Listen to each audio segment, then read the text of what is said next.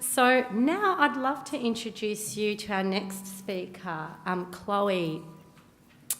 Chloe is a Yellow Ladybugs ambassador, like I've explained, and is an amazing blogger on YouTube. If you haven't looked her up, I definitely recommend looking her up and sharing it with your ladybug in your life, because she's a great role model as well.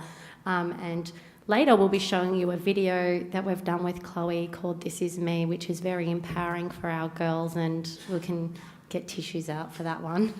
You might need them for Chloe's talk now, so please join me in welcoming Chloe.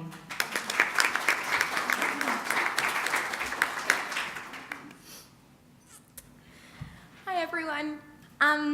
As Katie said, my name's Chloe, and I want to talk to you guys a little bit today, specifically about what it means to be different, about how some people who are different work, and eye sparkles. We can't forget eye sparkles. So, and if you guys don't know what that is yet, you haven't heard me talk, you'll learn soon. So I want to tell you guys a little bit about me first, because I know if I was sitting down where you are, I'd be really confused and really stressed out having someone speak to me knowing nothing about them. So as a little overview, my name's Chloe. I am 21 years old. I live in a small town just outside of Geelong with my family and my many animals. I love singing and acting and dancing, although I'm not very good at the last one. I love reading, horses, Disney, and I'm obsessed with One Direction. I know I live in 2012 and I look like a 12-year-old, so it works. And I'm also autistic. So as a brief overview, autism for me, and the way that I describe autism to a lot of kids, and honestly a lot of adults as well, is that it feels like you're living on an alien planet. Imagine that you have crash landed onto this planet and the people who sent you here haven't given you a handbook of how it's supposed to work. The people on this planet talk really loudly and they say weird things that don't make sense, like it's raining cats and dogs. You have no idea how upset I was when I realised that wasn't an actual thing. You're laughing, but I was crying. The lights on this planet are very noisy and people interact in really strange, off-putting ways. It's kind of like the rocket scientists back home left you there without any explanation, without any handbooks, and you have to work it out by yourself. That's what autism is for me, and I know there's a lot of autistic women in this room.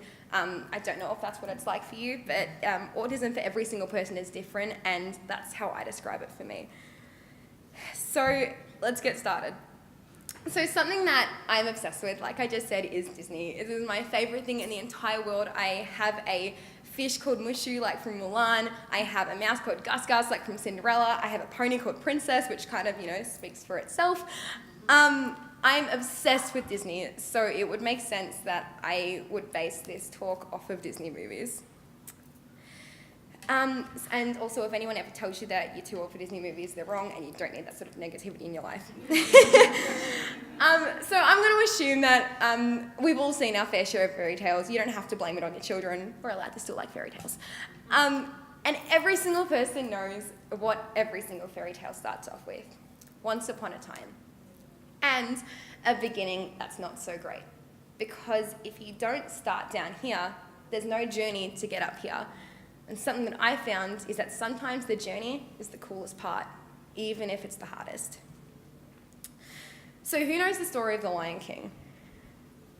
You guys are so much less interactive than children. Great, thank you. So in the Lion King, we meet Simba, and at the start of his journey, he's going to be the king of Pride Rock. He spends his days with Nala and his dad, and he's living the best life a kid could have. But then his dad is killed, and he's thrown out. He's an outcast. He's not off to a great start. The second movie I want to bring up is Aladdin. Who's seen that one? Cool. So in Aladdin, I don't want to talk about the main character, which you would expect. I want to talk about the genie. Because when you see the genie, he seems like this crazy, awesome, full of life, bubbly character. But he's been trapped inside of a glass bottle for 10,000 years. He's not off to a great start.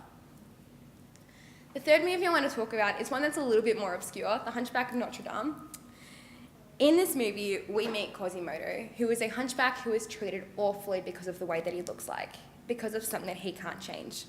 People yell at him and spit at him in the street and tell him bad things, and he's locked away because he's not allowed to be who he is. He's not allowed to be who he was born to be. He's not off to a great start.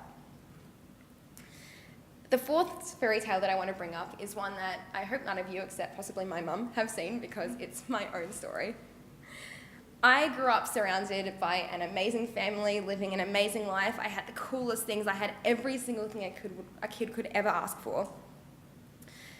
But the start of my fairy tale, it had a deeper meaning. It wasn't as pretty as it looked on the outside, as nice as it looked on first glance. I struggled a lot. I had a lot of trouble making friends growing up. I remember when I was in prep, I was really, really struggling with friends. So my parents thought it would be a great idea to host this big Christmas party where they invited every single child from my year level, plus all of the teachers. And to bribe them into coming, they bought them like Barbie dolls for the girls and like action men for the boys, and had this extravagant party, like Santa came and everything. And it was cool, everyone showed up. But the next day at school, none of them spoke to me. For my 8th birthday, the same thing happened. I didn't have many friends, and the couple of girls who I thought were my friends, I invited them to my birthday party, and I think Mum and Dad knew something I didn't, because they hired this limousine to pick every single one up from their house just so they would come. And they all came, because who would, not want to go on a limousine? And the next day, none of them spoke to me at school again. Every friendship I ever had was short-lived. School life was pretty similar. I was always that weird kid, that different kid. And I remember growing up, my parents always told me that you're perfect the way you're meant to be, and that it's okay that you're, a little bit unique, a little bit quirky, a little bit different, because that's what kids are meant to be. Unfortunately, kids don't tend to think the same way. I was bullied a lot growing up, particularly starting year 7, because I feel like in primary school, kids are meant to be kids. Kids are meant to be different. Kids are meant to be a little bit weird. That's the way kids are. But when you're in year 7, when you're in high school, something changes, and for some reason, different is suddenly not so cool and not wanted. I suffered an eating disorder from the ages of 12 up until 20, and it nearly killed me several times. My life wasn't off to a great start. In my fairy tale, I wasn't the princess with the long blonde hair, and I wasn't the cool, brave hero character who had a pet dragon, and I wasn't the lion cub. I was the toad. I was the Quasimodo. I was that little lion cub. Or I guess in better terms, I was like the antelope that the lion cub would eat. My fairy tale wasn't off to a great start. But then we get on to stage 2 of the fairy tale, the adventure stage, because the biggest thing that I've learned from Disney movies is that when you think that the ending is coming and it's still not up here, your ending isn't anywhere near yet. Every single fairy tale has to go through a bad start so they can get to their fairy tale ending. And also, there's usually a really, really cool sidekick. So let's have a look at Simba. He was thrown out of Pride Rock. He lost his dad. His uncle was this creep. He lost everything he knew. But just when he thought that was his end, just when he thought that the book was closing on his fairy tale, he met 2 new friends in the form of Timon and Pumbaa. He met these 2 crazy, lovable, goofy guys who live their life not only knowing that they're different, but being okay with it and celebrating it. There's an entire song about it. It would have been so easy for Timon and Pumbaa to say to Simba to work hard and train hard and be this king that he was supposed to be. It would have been so easy for them to either leave him to die or to go, you know what, cough it up, do better, do what you're meant to do. But they didn't. They accepted that he was an outcast and accepted him for who he was. They didn't try to change him. Because of these 2 people, Simba's life started to get better. In the story of Aladdin, the genie had begun to accept that he was a prisoner. He had begun to accept that he would never be free, that this is who he was and this is who he would always be. Now, I don't know about any of you, but I know that I have felt like a prisoner before. And I know that there has been so many times in my life where I have felt like that trapped genie. And then we get to Quasimodo's story. In Quasimodo's story, we meet Esmeralda, who's a gypsy girl who lives in the town where Quasimodo lives. And she shows Quasimodo kindness. She shows him acceptance. And it's the first person who's ever done it for him. As she wanders through the church where Quasimodo lives, she sings this song. God help the outcasts, the tattered, the torn, seeking an answer to why they were born. Winds of misfortune have cast them about. God made the outcasts, don't cast them out. Now, I remember when I was a kid, I used to sing this song at the top of my lungs, and I was selectively mute. I didn't talk to anyone except my pet horse. And I would scream this song out wherever I was, whenever, it didn't matter. And I would sing it with tears running down my face. And I never knew why. And I never knew why it meant so much to me until maybe a couple of years ago when I was watching the movie again and it clicked. I was that outcast. I felt like Quasimodo did, and all I wanted was an Esmeralda. All I wanted was for someone to show me that it was okay to be who I was, to love me and accept me for who I was, because yes, my parents did it, but parents love you no matter what. Sometimes you just want someone who isn't part of your family. Sometimes you just want you want people to accept you as you are. I felt like an outcast, and all I wanted in my life was for one person that wasn't my mum or my dad or my horse to treat me like I was like everyone else. In the adventure stage of my fairy tale, the realization set in that I was different and that it wasn't a bad thing. And that's when my mum decided that there was no need in trying to make me fit in, to make me happy. There was no need in trying to fit in, because fitting in wasn't making me happy. It was doing the exact opposite. Mum had spoken about homeschooling, and Dad's concerns were the social aspects of it. But the first step was to seek help and to find an understanding as to why I felt like this. That's when we started the journey of getting a diagnosis. And while that diagnosis was a short journey, I still remember sitting in the office with Mum and Dad when they said this one word that would change my life forever. Asparagus. I remember sitting in that office and I was confused because my mum's not going to want me to say this because she's sitting in the room right now, but she cried. And when you're a kid, especially I think I was 12, and when you're a 12-year-old and your parents start crying, you know something's up, because parents are meant to be the strong ones, and when they cry, you know that the whole world's falling apart. And I thought that's what was happening. I was scared because I had never heard of this word before, except when I was having roast vegetables. And I didn't know what it meant. But it didn't take long for myself and my mum and everyone who surrounded me to understand that this word, asparagus, Asperger's, whatever it is that you want to call it, that it didn't change anything. I hadn't just been given this terminal diagnosis. something hadn't just been put onto me. I'd always been like this, and now there was a reasoning behind it. But on a good note, it was my last day of school. I didn't ever have to go back. I didn't even have to go back and pick my books up. I didn't have to see anyone again. And for the first time, I started to feel like I was myself.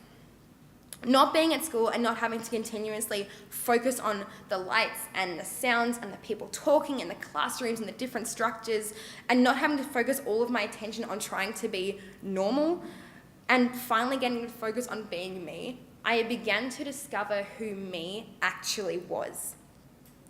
As a kid and as a young teenager, I didn't really have any passions or loves or interests. I didn't have things that made me excited because I was so focused on putting every single bit of my energy into being accepted, and that's not a good thing for a kid. I had my horses and I loved my horses, but even then, when you have so much energy being put into trying to be normal, into trying to be someone you're not, into trying to understand how this crazy world works, even the things that you do love die off.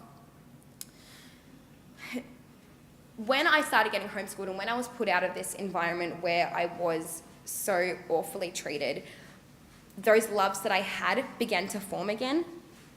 Like I said before, my dad was really, he was unsure about social groups, and he was like, well, she's so unsocial at the moment, how is she going to be social now? And the answer to that is, because I know that a lot of parents think the same thing, and the answer to that is, I'm not socialising at school. It's the exact opposite. When I was taken out of school, I went to pony club, and I went to church youth groups, and I went surfing, and I went to horse competitions, and in those groups, I found like-minded people who didn't care about all of these other things because we had connections. We had something we were related to, which I guess is the same as Yellow Ladybugs. All of these kids here have something that they can relate to. They have something, they go, I'm like this person, and they hold on to that, and that is so important for a kid to have. I started horse riding again, and I found friendship groups in the most unlikely places, including, and probably the one that helped me the most, but it's also probably the most embarrassing, in the One Direction fandom. You're laughing now, but no, actually no, you're still going to be laughing anyway, never mind. So I created a blog on the internet, and I know that a lot of girls on the spectrum particularly do this, where they will find friendship groups on the internet because they can find people that they relate to better there, I guess, especially in our chosen interests, in our fandoms. I know there's like girls on the spectrum who might like Doctor Who, or who might like another boy band, who might like, I don't know, there's so many different fandoms, right? Anyway, mine was One Direction, and I started making blog posts and writing these dumb stories, which are gone from the internet forever now.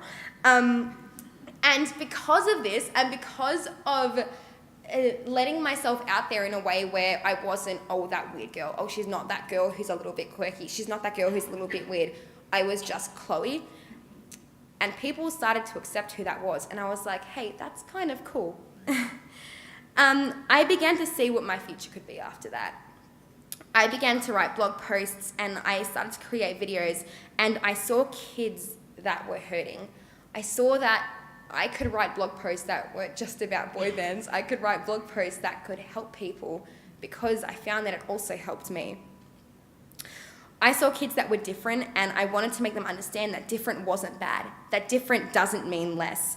I began to stop thinking about these silly things that I couldn't do, like read a clock or eat red food, and I started to think about these really cool opportunities that I had in front of me. But enough about that, because the coolest part of any single fairy tale is finding out the happy ending.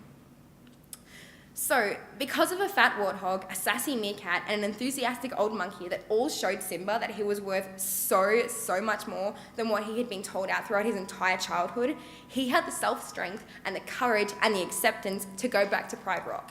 He became the king of all of Africa. Can you imagine how Timon and Pumbaa felt when they saw him standing on top of Pride Rock, knowing that they were the ones that helped to push and motivate him? Because of a kind, homeless boy, the loud, crazy genie got his number one wish. He was free. He wasn't a prisoner anymore. And Quasimodo, after 20 years of being hidden away from society, the city accepts him for who he is, the same way that Esmeralda did. Because of the love that they show him, he begins to grow more confident. He's happy, he's independent, he's confident, he manages to find love, he's different, but he's accepted. Not only by the city, but most importantly, by himself. Now, I want to stop there for a second, because something that I think is really important is don't be too quick to knock off the Timon and Pumbaas. Don't be too quick to knock off the homeless Aladdin, and don't think that Esmeralda is too pretty to help. We have opposite sides. We have a warthog and we have a beautiful princess. The sidekick can make all the difference in that character's fairy tale. I know that there's some teachers in this room and some health professionals and some people that work with a lot of kids. Who's that kid at school who jokes around and doesn't care and just wants to have fun? Who's that honest kid who wants to free people? Who's that beautiful princess who sees the good in everyone? They're out there, and you just need to find them. I guarantee that there's people that are in this room right now who has got a kid in mind, who is thinking of someone right now who goes, right, that's this sidekick who is going to help this person in their fairy tale. Every single person has the ability to be a Timon or an Aladdin or an Esmeralda. But it is important that we don't leave it all to the sidekick, that we don't leave it all to the Timon and the Pumbaa. Sometimes we have to let the lionesses take over. Aladdin and Jasmine and Like, for example, Aladdin had Jasmine and Abu, Esmeralda had the entire town.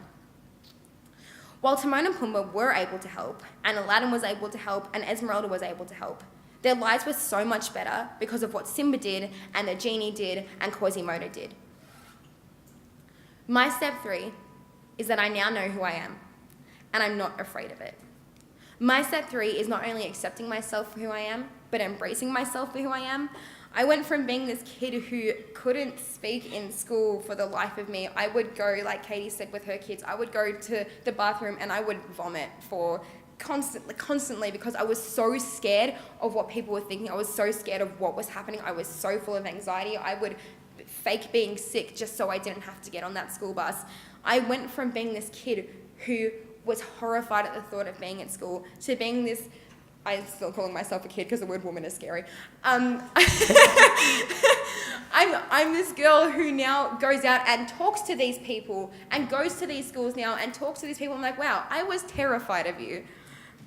On this journey, I've noticed that there are so many people out there who are different and that it's really, really cool. I started to write about not just One Direction, but I started to write about myself, and I started to write about what was happening in my head. And the cool thing is, these people started to write back as well. And that's how I knew that there was this thing called eye sparkles. I had people telling me that they were obsessed with things. I didn't see them as obsessions, I saw them as eye sparkles. People that were obsessed with drawing or obsessed with some sort of, like One Direction, who knows? And that's when I realized that this wasn't a disability, that autism isn't a disability. It's an eye sparkle. It's something to be encouraged and it's something to be proud of. And that's when I started to look for more eye sparkles. And that's when I created Princess Aspien. The thing is, every single one of us are different. We are all facing different struggles every single day, and every single one of us is going through a different challenge. I know people that don't have mums or dads. I have 2 siblings that are adopted who have had to move country.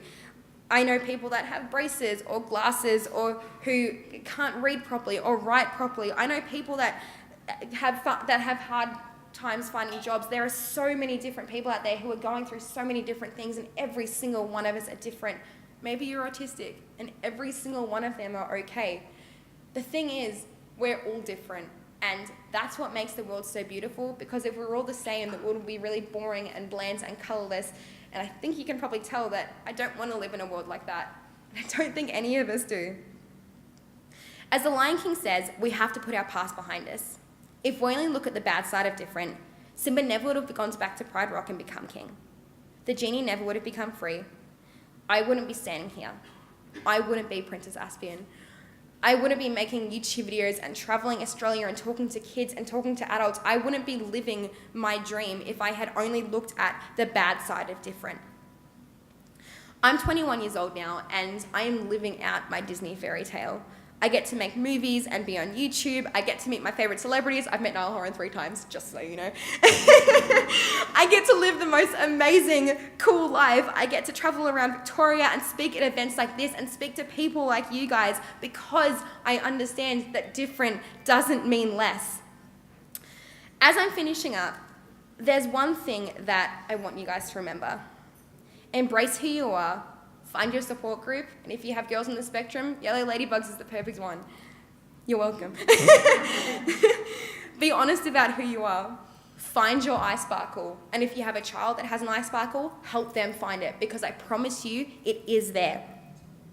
Understand that different doesn't mean and will never mean less. There's one quote that I want to go out with, and this is surprisingly not from a Disney movie, but it's a movie that means the world to me, and that there should be theme parks dedicated to it, and I don't know why people aren't speaking about it all the time.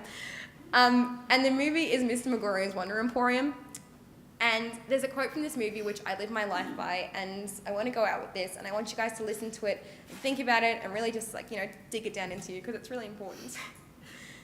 Your life is an occasion. Rise to it. Thank you.